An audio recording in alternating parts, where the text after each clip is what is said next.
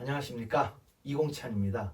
오늘은 무엇에 대해서 한번 이야기를 해볼 거냐면 부귀와 빈천에 대한 이야기입니다. 우리가 많은 사람들이 다 부자 되고 귀하고 싶죠. 그리고 또 싫은 거 뭡니까? 빈하고 천한 건 다 싫어합니다. 가난하고 천한 거. 그런데 이게 되게 웃긴 게 뭐냐면요, 부귀라는 개념이 성립이 되려면 빈천이 있어야 된다는 거예요.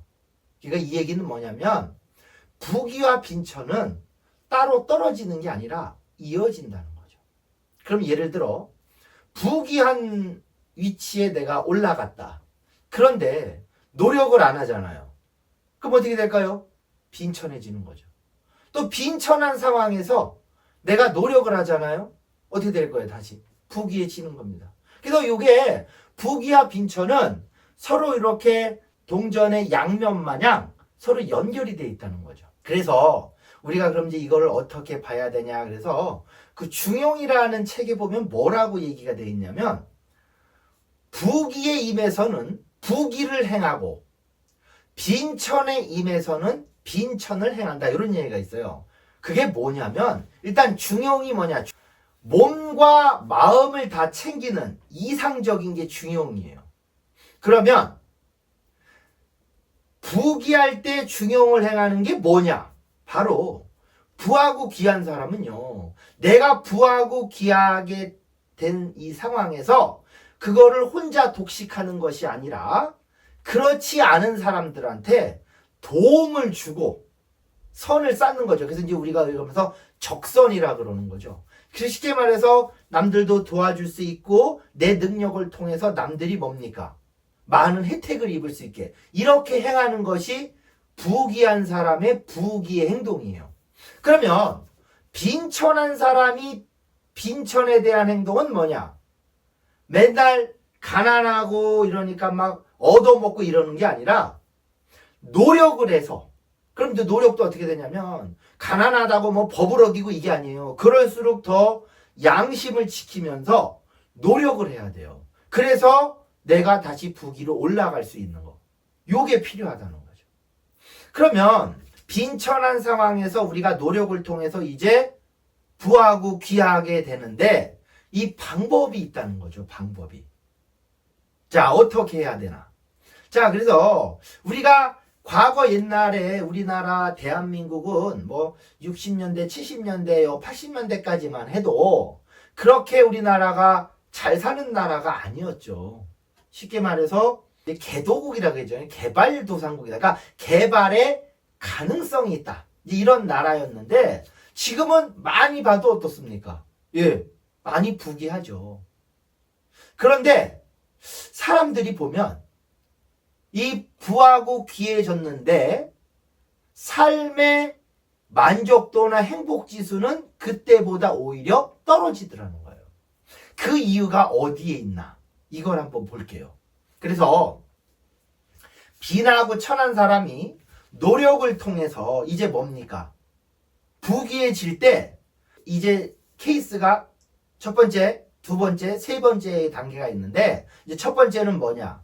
이제 빈하고 천한 사람이 양심을 지키면서 또 순리를 어기지 않으면서 쉽게 말해서 자연의 이치대로 열심히 살아가는 거예요. 이렇게 되면 남들 일할 때 열심히 일하고 또 잘 때 잠자고 이러면서 쉽게 말해서 너무 내 몸을 혹사시키지 않지만 그 순리대로 열심히 살아가는 겁니다. 자연스럽게. 그럼 이제 이 비유를 뭘로 보냐면 학교 다닐 때 공부하는 거랑 비슷해요. 학교 다닐 때 시험을 잘 보기 위해서 평소 예습 복습을 철저히 하는 겁니다. 그러면 시험 기간에 그렇게 공부를 많이 안 해도 결과적으로 어때요? 성적이 잘 나옵니다. 그러면 그 친구한테 너 그렇게 시험 잘 봐서 물어보면 그냥 평상시에 내가 할 수 있는 예습 복습을 철저히 했다 이거죠. 그러면 그 친구는 시험 기간에도 하던 거 하면서 결과가 나오겠죠. 자, 그렇게 빈천한 사람이 부귀를 얻는 경우는 비유를 통하면 뭐냐? 저 꽃으로 다 피는, 꽃을 피는 나무에 비유하면 이렇게 순리대로 열심히 살아가는 사람이 빈천에서 부귀를 얻게 되면 저 산에 피어있는 들이나 산에 피어있는 야생화 꽃하고 똑같다는 거예요. 여러분 우리가요 저 산이나 들에 피어있는 야생화들은 한겨울에 한여름에 덥고 춥다고 해서 보온해주고 물 안 줘도 때가 되면 봄에 싹이 나고 꽃이 펴요. 우리가 특별히 뭘 가서 인위적으로다가 이렇게 뭘 안 해도 꽃을 핀다고요. 그리고 때 되면 또 꽃이 지고 또 열매도 맺고 그게 자연스럽게 돼요. 노력을 안 해도. 요게 바로 빈천한 사람이 부귀 됐을 때 자연의 이치대로 노력을 해서 가는 방법이에요. 그리고 두 번째는 뭐냐? 내 몸을 혹사시켜서 엄청난 노력을 통해서 이제 부하고 귀를 얻는 경우가 있습니다. 이런 경우는 집 안이나 화분에 심어놓은 꽃하고 비슷하다는 거예요. 여러분 잘 보세요. 집 안에 심어놓은 꽃이나 화분에 심어놓은 꽃은 덥고 추울 때 그 주인이 계속 관리를 안 하면 죽어버려요. 그러니까 뭡니까? 내가 얻은 부귀를 지키기 위해서 끊임없이 노력을 하는 거예요. 그러니까 어떻습니까? 피곤하죠. 굉장히 피곤합니다. 왜? 끊임없이 노력을 해야 되니까요. 그리고 이제 세 번째는 뭐냐? 권력을 가진 자가 자기 권력을 이용해서 부귀를 탐하는 경우가 있어요. 이거는 굉장히 인위적이고 안 좋은 방법이죠. 인위적이고 안 좋은 방법인데 이런 경우는 바로 쉽게 말해서 꽃꽂이랑 똑같습니다. 그래서 꽃꽂이는 어떻습니까? 꽃을 그냥 잘라서 이렇게 물병이나 아니면 이런 물 먹은 스펀지 이렇게 꽂아 놓잖아요.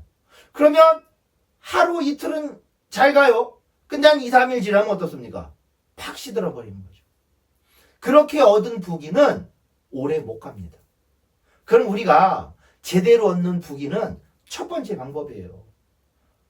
순리대로 욕심 안 부리고 열심히 꾸준히 노력해서 얻는 부귀라만 내가 계속 누릴 수 있는 부귀예요. 또 그렇게 얻은 부귀를 얻은 사람은 자기가 뭐 잘났다고 이런 생각도 하질 않아요. 왜? 그냥 어떻게 살다 보니까 이 결과가 왔다는 거죠.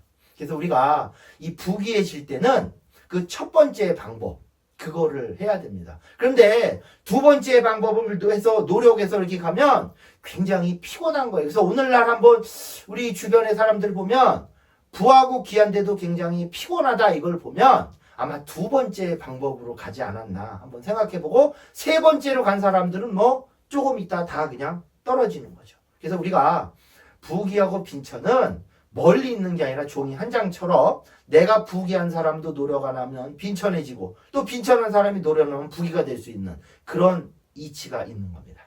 자, 그럼 우리가 저 첫 번째 방법으로 부귀해질 수 있도록 열심히 사는 게 좋을 것 같습니다. 자, 오늘은 여기서 마치도록 하겠습니다. 수고하셨습니다.